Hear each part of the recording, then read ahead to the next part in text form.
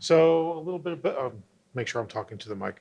A little bit about me. I'm Principal Technical Service Engineer at Axens North America. I've been with the company for 20 years. I've been working with simulators development for most of those 20 years, all of those 20 years, essentially. I was just mentioning to Rick that I had worked on the SynCorp project simulator when I was just a pup. Axens is a process licenser and catalyst vendor. We're going to talk about the simulators we've developed to train our customers. And so this is not something we've developed to train our own people, but we're training our customers.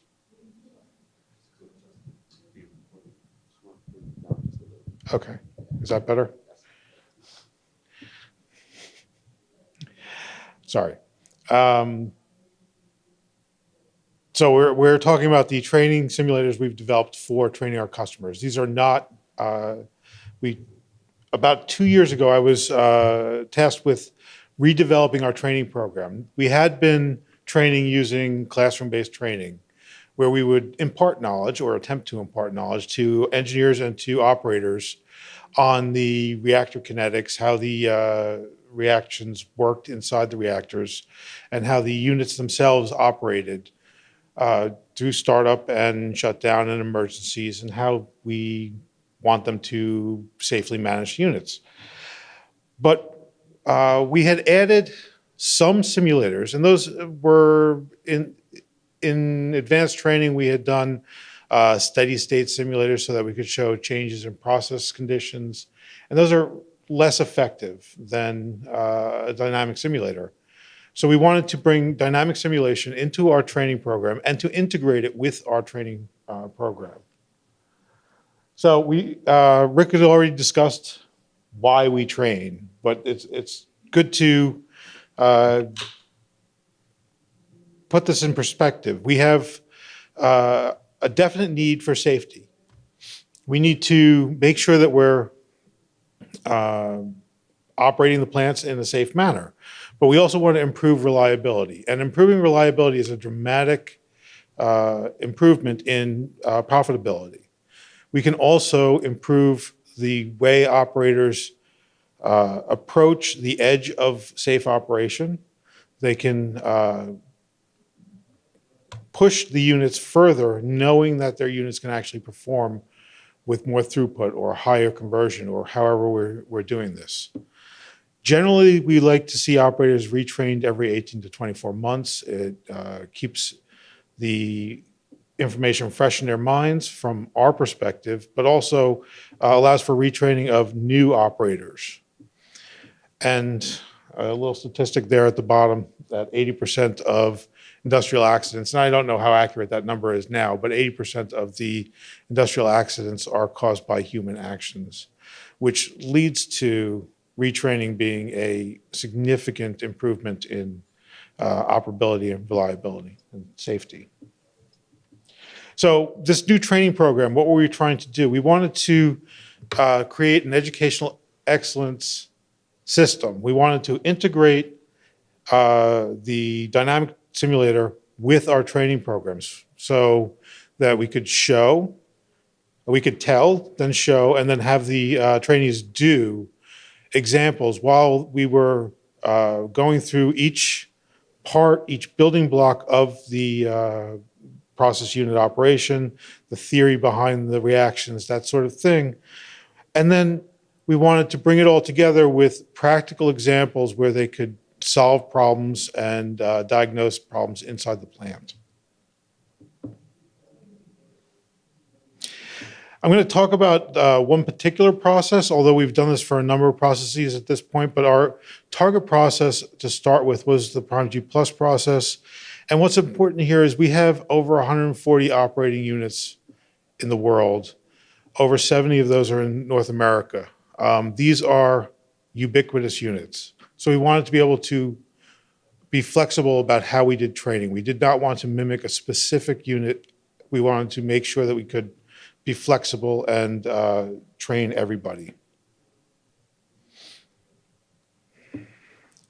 And it's a hydrotreater. So hydrotreaters are fairly common. Most people in industry know how to operate a hydrotreater, but this is a special hydrotreater because it combines a selective hydrogenation unit and a splitter tower, and the interaction of how we operate those things, while normally handled by APC if possible, or if the client is willing, the operators should know how those work so that they can manage the unit and not sacrifice octane for the sake of getting sulfur out of their gasoline pool.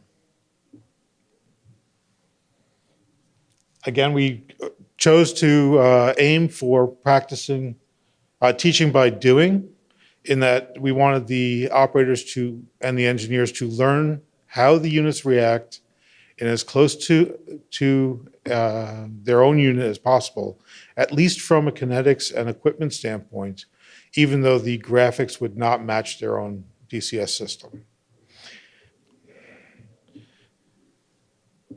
So we needed to find a vendor. In the end, we selected a vendor, but we selected a vendor we knew.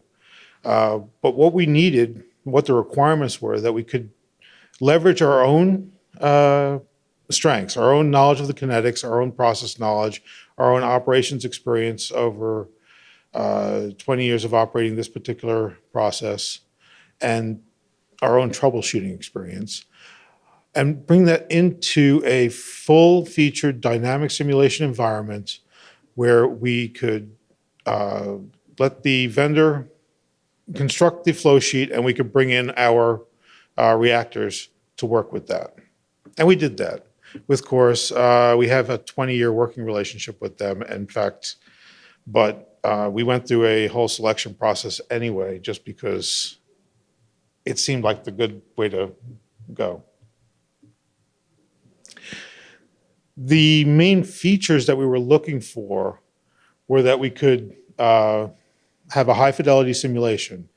All the reaction kinetics, all the thermodynamics are built into the system so that it reacts properly. But it also had to feature emulation of the control system. Controllers had to behave properly. We had to be able to put safety interlocks into the system so that we could train using process interlocks that would be on the ground.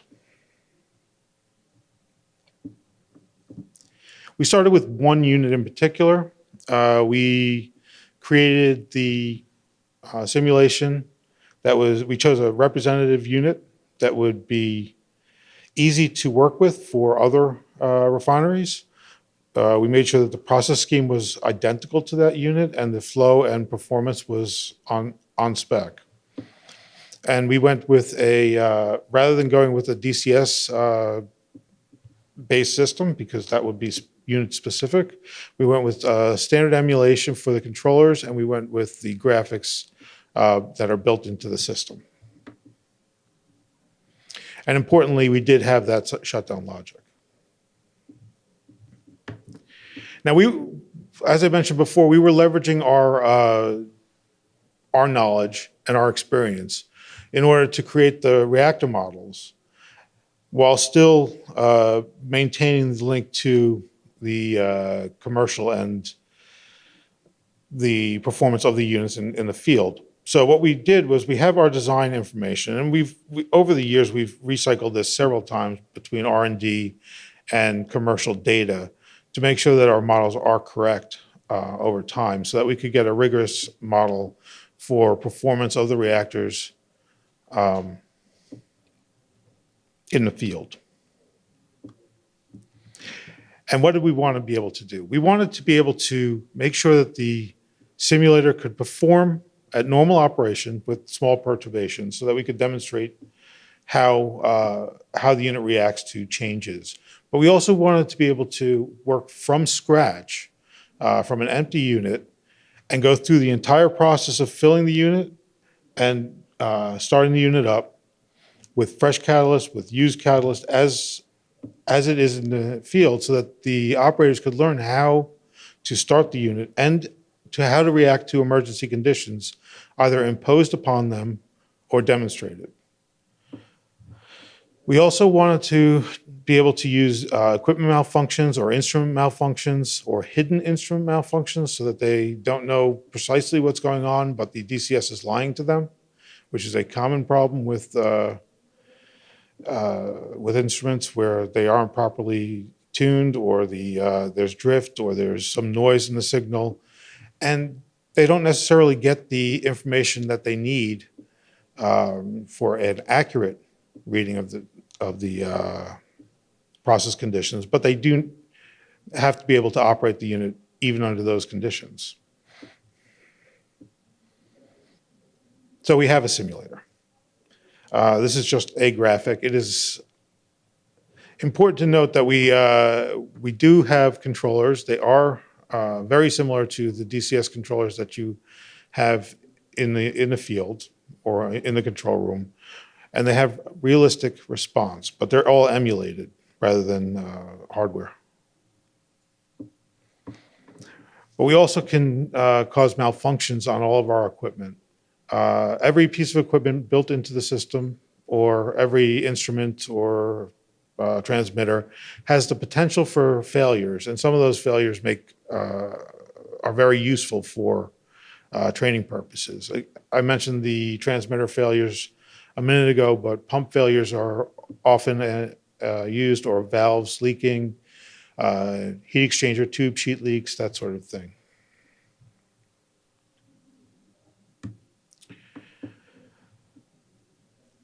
So we found a very good correlation between training with a simulator, and knowledge retention. We found that the operators and the engineers really enjoy playing with the simulator to the point where they can forego breaks to experiment with the simulator, learning how the unit will react to certain changes, or they want to have access to it for later purposes, for engineering or checking control systems or that sort of thing.